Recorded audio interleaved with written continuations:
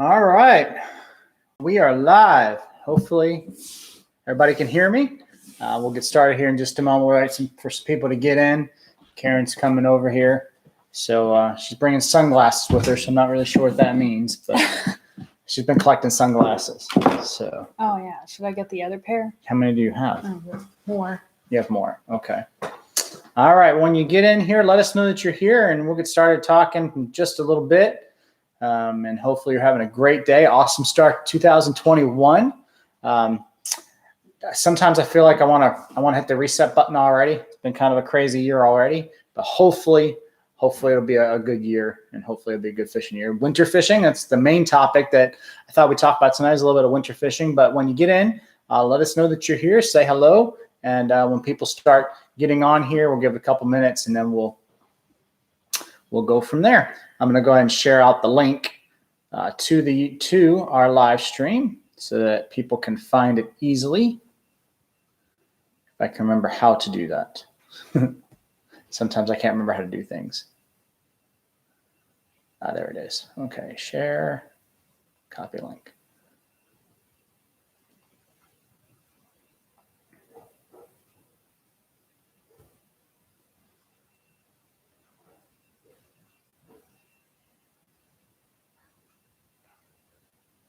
Going on Twitter. All right.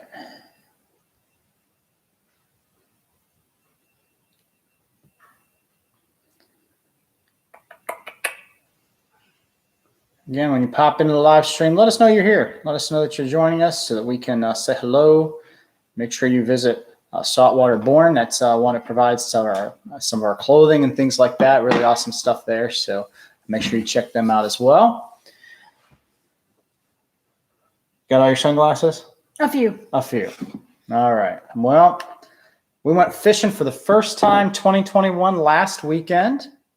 Yeah. How did it go? Well, it's January, so keep that in mind. You know, the fish are not moving as much. No, they're not. So we've had a little bit more luck later February. When it gets a little bit warmer, but it has still been cold. It seems like you can catch fish, but it seems inconsistent. Well, and when we're talking fishing too, we got to remember that we are talking South Texas winter fishing. I was on one guy's channel just a little bit ago, and he was ice fishing. We don't ice fish down here. No. So we have a little bit of a different definition of winter fishing. For us, winter fishing is what, 60 degrees? Yeah. Yeah. It's still a nice day. if it's below the 60s, we're like, no, too cold. No, too cold, not going out. So I know for some of you that are in the north, that would be something that you would love to have, those conditions of 60-degree weather in January. But for us, it's cold. And one of the challenges that we have in saltwater fishing down here when it's cold is the fish are just lethargic. They just don't really move around very much, not really that aggressive. And so you really got to play with the conditions, because that's going to be a lot of it. Playing with those conditions and making sure the conditions are conducive to what we're actually trying to accomplish. So what did we do? How did we do? It was actually your birthday. It was my birthday. I won't tell you how old. 29. Yeah. 29. And holding. 29. Mm-hmm. Yep. I caught 11 fish. I definitely know. Yeah, she got like a 3-man limit, which was awesome. I got a lot of fish. But we'll have a video coming out on it next week, I think. The fish I caught, none of them were keepers. So yeah, it just seemed like there was a lot of fish moving through where we were, but they just weren't getting to the size. And I know you guys have had a day like that where you feel like all you're catching is rat reds, and they just don't seem to be getting any bigger. And then you move around and you get more rat reds. So a lot of them, it seems like, they all went back. And a few trout, but the sand trout, I mean, it was such a rough day with catching not a single one that I could keep. I almost kept the sand trout just because. And then sand trout are good, especially if you eat them fresh. Yeah. If you eat them fresh, they're good. Mm-hmm. Frozen, not as good. So we caught 2 of those. But But lots of little rat rays. Where were the specks but that day? No, Where were the the trout are hard, specks? but it's also down here. Winter fishing is trophy fishing. You're going to find the big ones. You're not going to find as many generally trout, but you're going to find big trout. And so we didn't find any big trout. Found lots of fish. We got on plenty of fish. We weren't in very deep water. No, and that's one of the things down here in South Texas, fishing down here is what we were looking for is in the afternoons when it starts to warm up. And the fish actually go, and this is a tip for you if you are interested in winter fishing, and especially in the style of fishing that we do in the inshore fishing, the fish are going to move from deeper water to muddy bottoms. That's how they're going to move. So they're going to go from deeper channels when the water, because they don't have any way to regulate their temperature. Fish don't have any way to regulate temperature. So they're going to go from deeper water that's kept warm. It kind of traps the warmness in the deep water. And then they're going to, as the sun comes up, gets over top, and it starts to warm up the water because the water in our flats is very shallow. I mean, we were fishing not even 2 foot of water sometimes. And we were fishing very, very shallow because of muddy bottoms. And the sun comes, warms up that mud and gets that water warm, and the fish move up into that warm water. And that's generally how we're doing it. So we're targeting, and this is, again, another little tip, bringing the value to the channel. Winter fishing tip. You want to target areas that go from deep to shallow pretty quickly. That's one of the things that I'm looking for when I'm looking to get on fish. Something right off a channel. Yeah, something right off a channel, something with structure nearby would be better. If you have like oysters, like oyster lines or mangroves, or you have some sort of, we have the gas rigs and stuff down here too.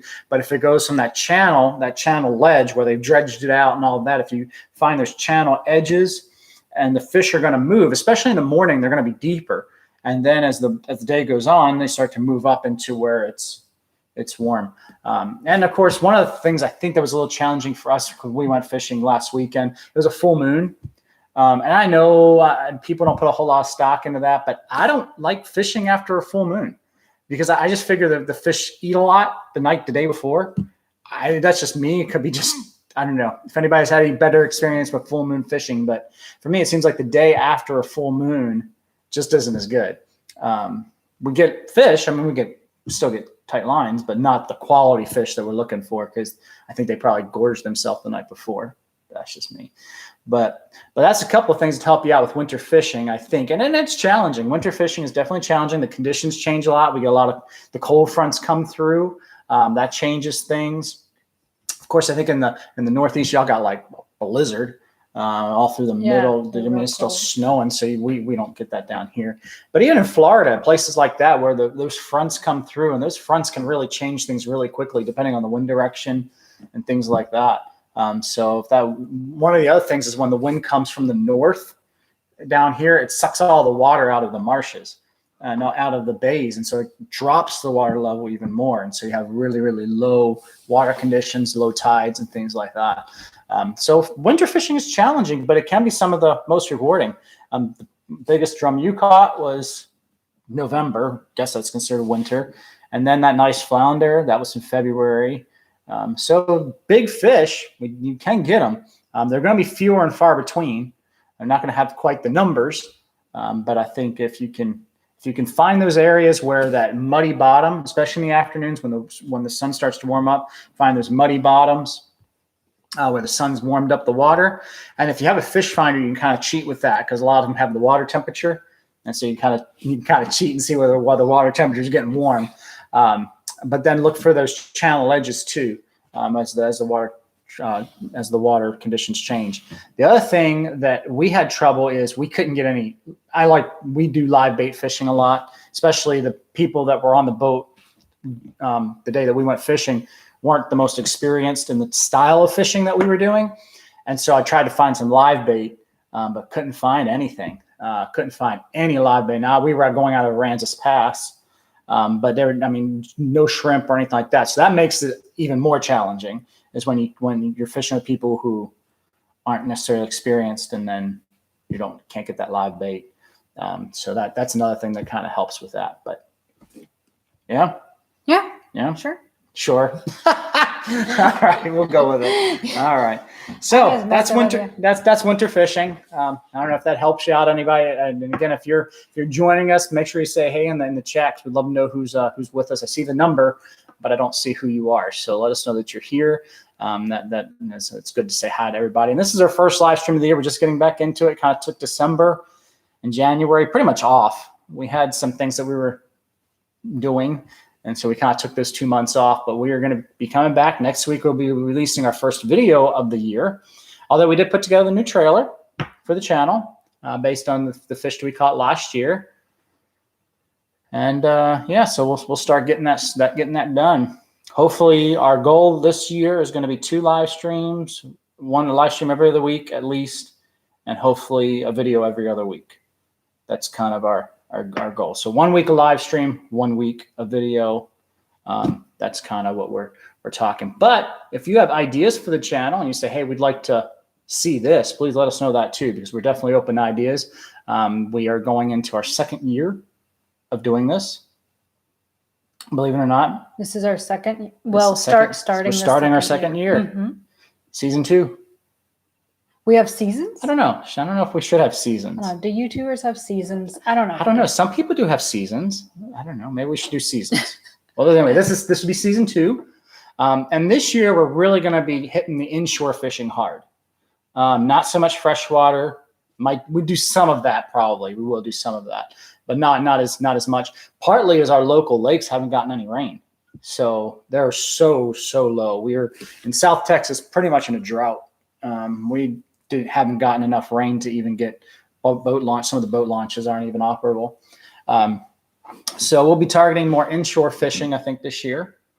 Trying to learn really Aransas Pass. That's where we're going to be really focusing on, hitting that good. Trying to learn it. We haven't really done a lot of fishing there. Señor Misterioso. That's a cool name. I like that. Well, welcome. Welcome to the channel. Well, thanks for joining us tonight. And thanks. Yeah, we're looking forward to getting that content out to you. Hopefully providing you. One of the things that I want to do this year is not just show catching videos, because that's good. I mean, who doesn't like to watch? I watch them all the time.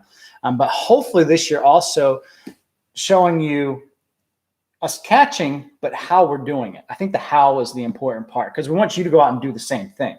So we want you to be able to get out there and take the technique, whether it's popping cork or whatever we're using, talking about boat positioning. I didn't realize how many people don't know, if they get a boat, they don't know how to position their boat to the spot. And that's a big part of it, making sure that you're doing that. But talking a lot of the how this year. Yeah, maybe we should include in some of our videos boat etiquette. Because you kind of see in the videos the improper etiquette of some other boaters that can pretty much ruin your day. You know, one of the things I think it has been because of the shutdowns and the lockdowns, you see so many boats. I do not remember seeing this many boats when even last year at the beginning. Even on a weekday in the winter? No. It was like Friday and there were boats everywhere. I mean, I had never seen so many boats. If you're in Aransas Pass area, it's called Redfish Bay. You can look it up, Google it.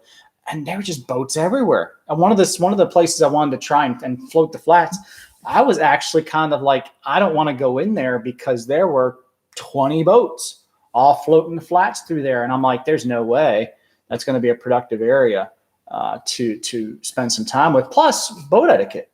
You know, we had interesting encounters this last time. Well, we pulled off of a channel into some mangroves and some lighter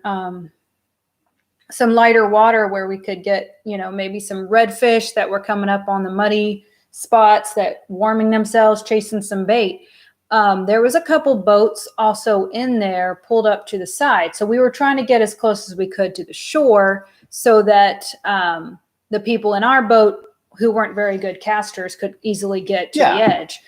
So, you troll in really, really slowly because I don't have the motor on at that time. You don't want to mess up the other guys that are fishing a little bit further up. And then all three of us are all in our little spot. And then you have this guy with his huge V-hull just go blowing right through the middle of that little tiny spot. It's kind of like it's only like 3 or 4 feet. If you're familiar with well, I'd have to show you in a map. Maybe I should do this, but there's a channel that cuts through the marsh that gets to Redfish Bay, and the sailboat channel is over on the side here. So you have this little inlet, and then you have Redfish Bay over here. And because it's winter fishing, we're all kind of fishing those channel edges, and we're trolling down the sides. You know, we're targeting the drains, we're targeting things like that. And so we're trolling down the edge of the channels. You know, no, we're not in the channel because that would be rude if we're sitting in the middle of the channel. You don't want to do that either. So we're on the edges. And normally, you know, the boats, they see you fishing there, they see what you're doing, and they power down. And they power down, and they kind of just, you know, no wake. It's not a no wake zone, but it's kind of just courtesy. You know, you kind of say, no, we're not going to blast. But not this boat. But there were actually several of them. Yes, there was. But this one in by. particular was going so fast. He created such a wake, and we're just sitting there. Yeah. That it threw the boat up, and my 70-year-old mother went. Yeah, I took falling back. Here's on one the for boat, you. all the way down. I don't know if my mother-in-law will see back. this video, but I took my mother-in-law fishing. I mean, who does that? Yeah, and then she went flying backwards because she lost like, her balance when somebody flew through there. Yeah, just flying. So it's terrible. Yeah, so there is some boat etiquette that people can really learn, and I think it would really help. You know, when you see a guy fishing the spot, don't cut between him and the spot he's fishing. Go around him and go slow, and you go give him enough berth that you're not going to spook the fish that he's targeting. And it spooked all the fish. Yeah, I mean, there's just things like that people just aren't thinking about it, or they, you know, trying to give people the benefit of the doubt. Maybe there was an emergency or something. I mean, that can always be a possibility, but. And it's also, I'm not even sure everyone knows that when you have a high-powered motor and you blow through there, that it spooks fish, that you're not supposed to blow up on the spot you're about to fish. I don't even know if everyone knows that. I wonder if and this is me wondering, and I'm not an expert on this, but I wonder if some of the, you know, mangroves and the mud there, hitting things with wakes that hard, I would think it does damage to the environment. You know, that it would actually, it could tear up and cause erosion and different things like that. I would wonder about that. Like I said, I'm not an expert on such matters, but I know we have no wake zones around docks and things because we don't want damage done to boats, but we also don't want damage done to the environment either. I mean, we don't want to be tearing up seagrass. We don't want to be, seagrass is important. We don't want to be doing that. We don't want to be tearing up the mangroves. So I think it's things like that people just don't think about. But it is important. These are things that are common courtesies, but maybe we'll do some work on boating etiquette. Boating 101. Watching people launch boats from the boat launch is always funny. Oh, these poor guys, I won't call them out or anything, but they were trying so hard to get their boat on their trailer when I got back in, and there's like 3 trucks. Did you remember? I know, they were all stacked up. I'd come back in. What's going on? Now, again, I'm launching from a place that has slips as well as the courtesy docks. So everybody knows, well, I shouldn't say everybody knows. Yeah. Everybody knows you don't use the courtesy dock to tie off your boat. You use the slips. Then you go get your truck or, you know, your end trailer, and then you bring your boat in that way. But I saw people taking up the courtesy docks with their boat. I'm like, why? There's slips open. Why aren't you parking in the slip? And then you see people that are, I guess, doing boat repairs or something, or trailer repairs, and just kind of sitting there on the boat launch, and like, come on. It all got backed up. Yeah, so things like that. People don't think about it unless you're actually doing that. And of course, this is we haven't owned the boat for that long. So I'm kind of now seeing that there's a lot of people that really don't know just what to do when you're there at the boat launch. I know it's one of the biggest things. And you've got the elitists. You definitely have the elitists too, that, you know, they want to cut in front of you because you're going to take forever. And, you know, they want to do the high rev, go up, pull off, you know, hit and go. I don't know what's wrong with those people, but there's elitists too, I suppose. But there's always elitists in everything, you know. There's. All right. So, Karen, you want to talk about your sunglasses? She got new sunglasses for Christmas. I got her some sunglasses. And I have learned a few things about fishing with sunglasses that I didn't know before. Okay. So maybe I can share. Let's talk sunglasses. I knew, first of all, when you have fishing on the water, you want polarized glasses. Now Definitely polarized. that's something that everyone probably gets. These are some aviators, basic aviators. I got them on Amazon for $7. I thought I will just get me some polarized glasses. They're cheap. They're cheap, and If I said, lose well, them, I don't care. right, but and they look super cool. However, when you're fishing with aviators or glasses like this, you have a large gap here. You can put your finger in the side.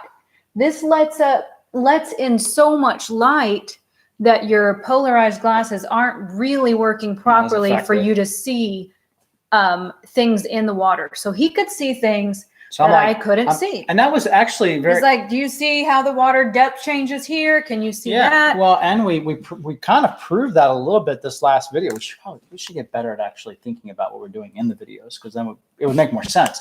Because I even this last video, I'm like, Karen, you see that we are watching the fish. You could see them. The fish. There's a fish. Target that spot, and you could actually see the swirls, and you could see the fish. Mm-hmm. But only if you have the right sunglasses. I mean, it sounds. People don't think about it, but it is important to have the right eyewear. And then I wore these out when we went.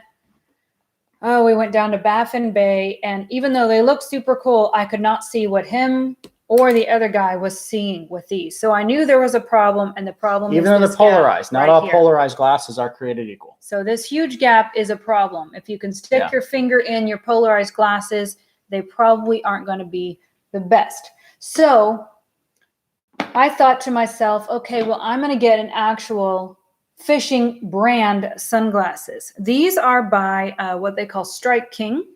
Okay. And we're not endorsed by any sunglass companies. Although if a sunglass company does want to endorse us, we'll take your sunglasses. We would definitely take your sunglasses. All right. So the good things about these, this is a high polarized glasses. In fact, I put this on. I cannot see the computer at all. It's completely black. That's how you know you have pretty good polarized glasses. I can't see that screen at all. I could see in the water when I wore these. I could see the fish, but I still have a finger gap here. So I still had too much light coming in the sides, and also the mirrored effect here already got scratches. I don't know if you can see it, but the scratches definitely come through when I'm looking through these glasses. I have scratches on this all over the place. So within a month, and it may be because I'm not that great at storing them in the case, I kind of just stick them in my purse. Then I was like, maybe that's how they got scratched up. I'm not sure, but even though they are much better polarization, I cannot see the computer. You can tell that it's kind of dark. Electronics should look dark. But they still had a gap on the sides, and they scratched easily. So for Christmas, I got these from my husband, and these. Well, and the other thing, called, before you move off those Strike Kings, the other thing is the tint. I don't know if you can see that, but this is kind of a greenish auburn tint, and the tint matters too. Different tints, different water.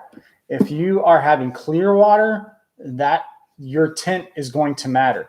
There is tint that actually works for pretty much universal, and that's the one that she has here, and it's pretty good for most. But this one, see that tint is green. These are going to be better for clear water, but not as great for the water that we fish inshore.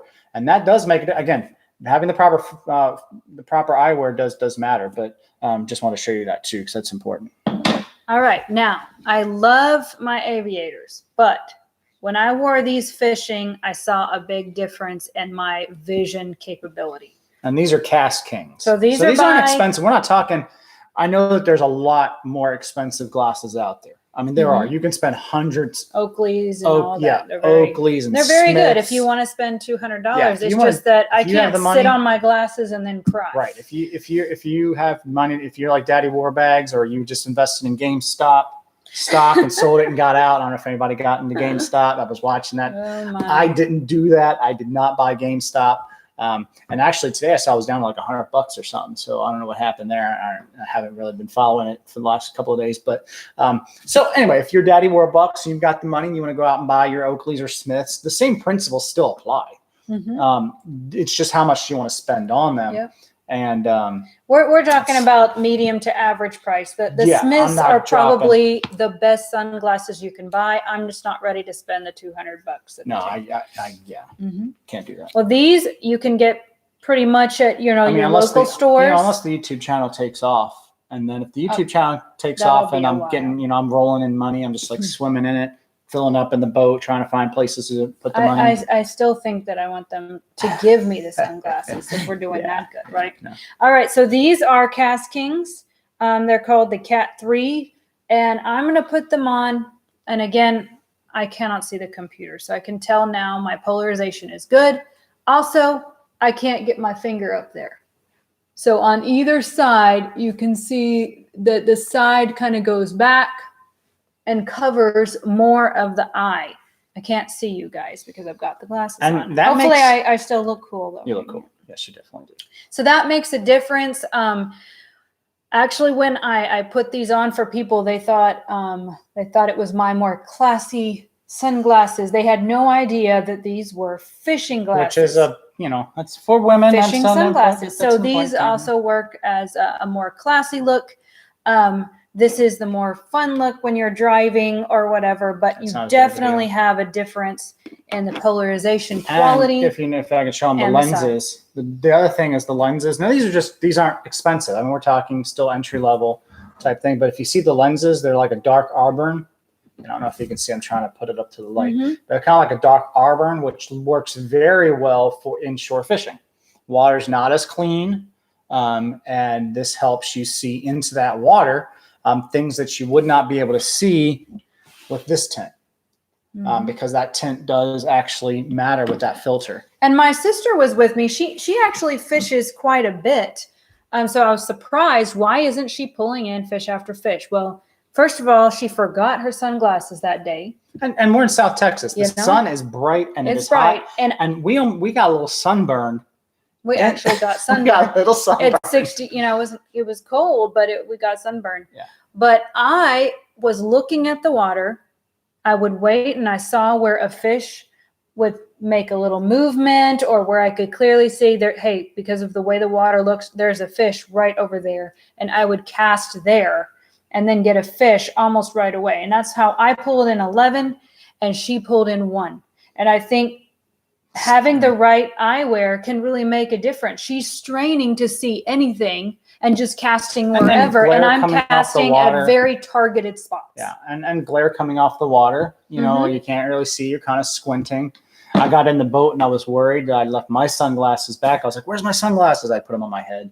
I'm like, "Oh." You do that all the time. So, but the point is that having the right eyewear does matter for fishing. It really does, and protect your eyes. That not only do we need eye protection from the sun, but the idea of being able to have the right thing to be able to see in the water, it gives you a little bit of an advantage over the people who don't have the right eyewear, and so they go and they can't see it. They can't see what you see, and so we kind of proved that a little bit in that video. Do you have any questions? Posted in the comments. Yeah, again, we're posting in the comments. Let us know what you're thinking. Winter fishing is challenging. It's tough, but we're gonna go out again in 2 weeks probably, maybe Valentine's Day weekend. And if you guys are watching this later, you didn't have time to catch the live stream, then definitely comment in the video comments below, and we'll get back. We'll get back to you. I do try to do my best to answer all the comments, no matter when they come in. I'm still answering comments on our boat review and PVC fishing rod holder.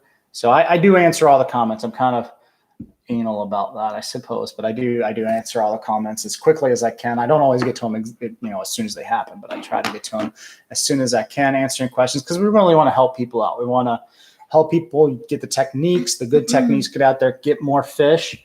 That's important.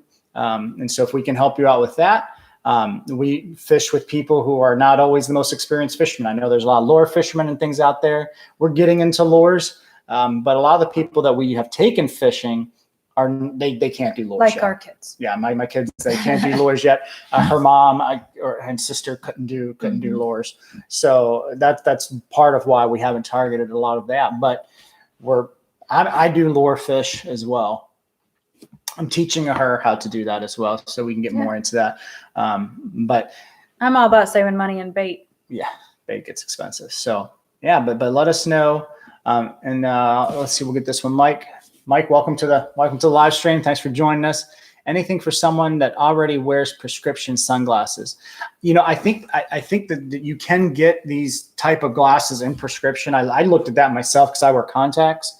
I do wear glasses as well, but I wear contacts. My eyes are not as good as they should be. And you can get them, but again, it depends on what kind of water you're fishing. If you're fishing clearer water, darker water, it's the lens color that will matter, the darkness of the color, but also the frame. And what you're looking for in the frame is, see how that's a thicker frame versus this frame, or this frame's just clear and not as thick. And so that frame does matter to keep that light from getting in beside your eyes. So it's going to be the same principles. And it might be you have to have a different pair just for fishing. So you can get them polarized and everything. Yeah. But if you're wearing them for driving and your car has one of those screens, a lot of cars have computer screens you won't be able to see it. Then you'll be taking them off to press the buttons and things like that. So you might want to not invest too much, but a little bit in a prescription pair just for fishing. Because if you're driving again, you won't be able to see your car screen without taking them off. And I do know that like Oakley, and because I looked at this, I know that Oakley makes prescription glasses. You can get Oakley's.